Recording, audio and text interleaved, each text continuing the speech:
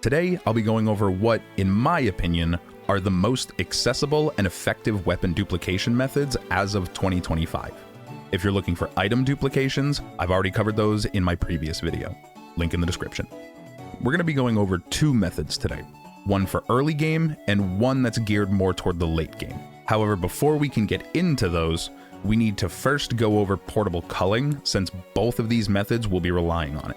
If you already know how to make and use Portacull, you can skip to the timestamp on screen to start method 1. For everyone else, setting up Portacull is incredibly easy. Just cold fuse a steering stick to a piece of equipment, then equip the base item and mount the stick. Swap to another piece of equipment of the same type, then mash B as the menu closes to SDC the stick. If you can't open your ability wheel after dismounting, you did it right. Now just mount something like a horse or another stick to regain access to your ability wheel, then fuse the SDC to steering stick to a piece of equipment. And that's all there is to Portacull. Now whenever you drop swap the Portacull equipment, Link will briefly cull when the menu closes out. And now that that's out of the way, we can finally move on to the weapon dupes. Our first method is Cull Transmutation using Portacull. Unlike proper dupes that create copies of your target out of thin air, transmutations require spare items and work by transforming those spare items into the copies of your target. So to start off, you'll need some spare equipment of the target type to sacrifice. Next, you'll need a Portacull equipment. If you're duping weapons, you'll need a Portacull shield. If you're duping shields, you'll need a Portacull weapon. For bows, you can use either. Once you have that, go ahead and equip your target item. Now, this next part can be done with either the full inventory or with a map buffer and quick menus. I'm going to show it with the inventory first, then with the map buffer. So open your inventory and then do the following.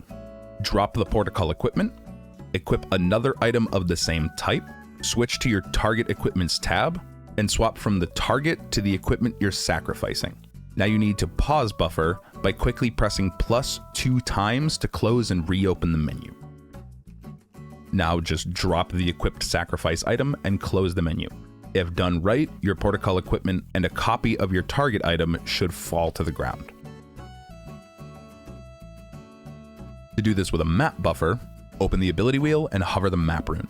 When you release L, you'll need to mash the D-pad to open the quick menu for your Portacull equipment type. Now drop your Portacull and immediately mash the D-pad to reopen the same quick menu.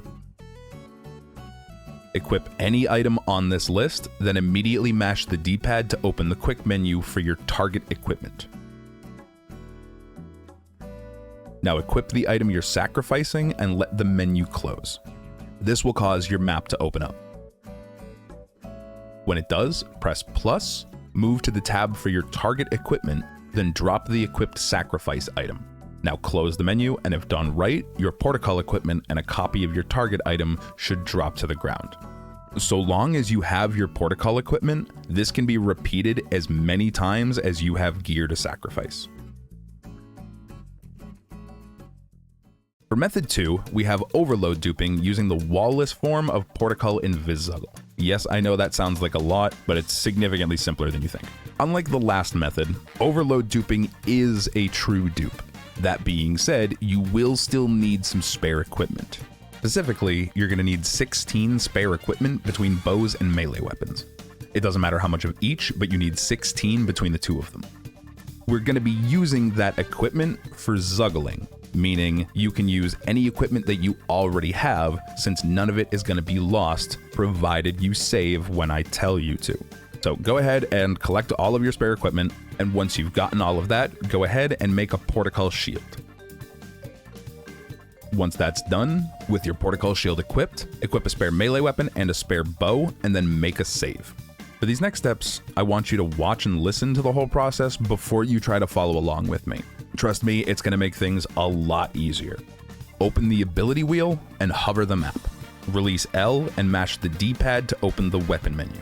Drop the equipped weapon and mash to bring the weapon menu back up.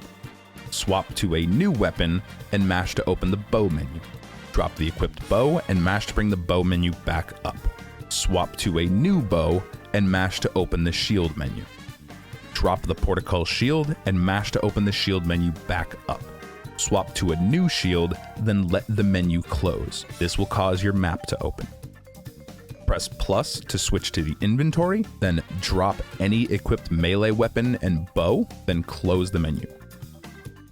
If done right, you should have a shield equipped and see your Portacull and the bow and weapon you just dropped fall to the ground. The other bow and weapon we originally dropped in the process are now Invizuggled, but like I said, they're not gone so long as you saved when I told you to. So next, make sure you unequip your current shield. Very important, make sure you unequip your current shield and then pick everything back up and repeat the process. You'll need to repeat this until you've Invizuggled 16 pieces of equipment. You can keep track of this pretty easily by just counting the total bows and melee weapons that have dropped after each Invizuggle, and then stop when that reaches 16. Once you get to 16 Invizuggles, stop and swap around a piece of equipment a few times. If it appears underneath Link's feet, then you've successfully reached Overload.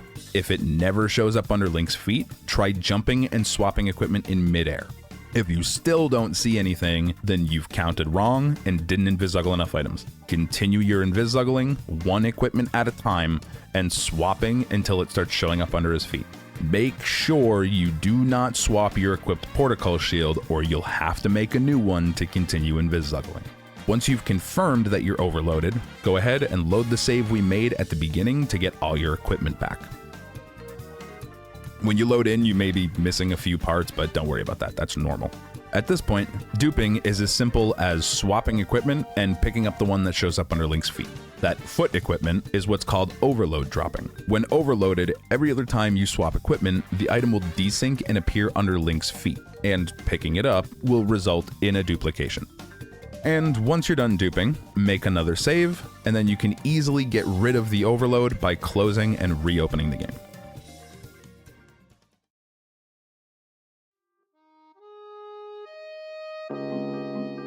And that's it for this video. A lot of people requested this on my item dupes video, so hopefully this does the job for you. Thank you to this month's channel members. As always, thank you for watching. If this video helped you out, help me out by giving it a like. If it didn't help you out, then let me know why down in the comments. Links and socials are down in the description as always. Check them out if you want. But that's all I have for you today. Happy duping, and I'll see you in the next one.